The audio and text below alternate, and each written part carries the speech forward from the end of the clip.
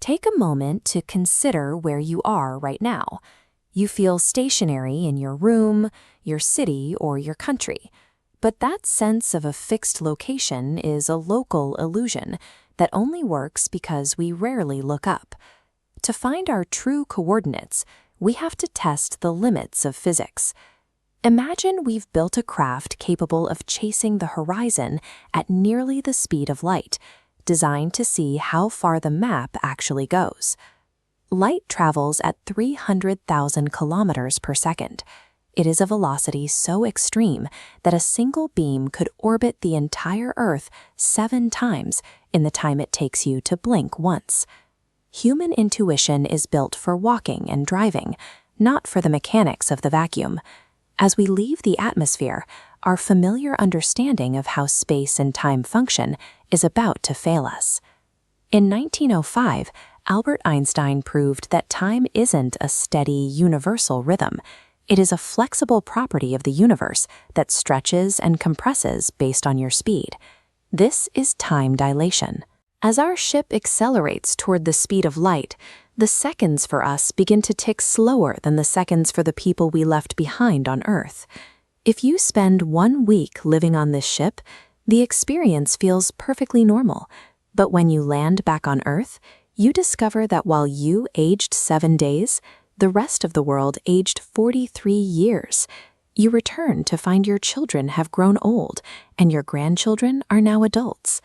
To explore the deep universe, you have to accept that you are effectively a time traveler who can never go back to the era you came from. Kilometers are now too small to be useful. We switch our scale to the light year, the staggering distance light covers in a single year, to begin mapping the true size of our neighborhood. We push past the orbit of Neptune, leaving the last recognizable planet in the rearview mirror. From here, the sun begins to look like just another star in the distance. We are now entering the Oort Cloud. This gargantuan shell of icy rocks marks the hidden edge of our solar system. It is so vast, it takes 2 entire light years to cross it. Even at impossible speeds, the journey through this structure is immense. Crossing this boundary proves that despite our technology and our speed, we have only just reached the edge of our own front yard. The sun vanishes as we pull back to see the Milky Way. Our entire solar system is a speck of dust sitting 27,000 light-years away from the center of this collection of 100 billion stars. Looking out across the dark intergalactic void, we see our neighbor, Andromeda. It sits 2.5 million light-years away, a massive twin to our own galaxy. The light from Andromeda hitting your eyes tonight began its journey long before the first humans walked the Earth. We are observing the universe as it was, not as it is. Gravity is currently pulling these 2 massive systems toward each other. In 4 billion years, they will collide and merge, showing that the universe is a shifting, dynamic machine, rather than a quiet, static map.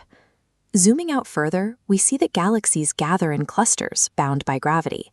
Our home belongs to the Laniakea supercluster, a family of 100,000 galaxies spanning 500 million light-years. This is the cosmic web, the largest structure in existence.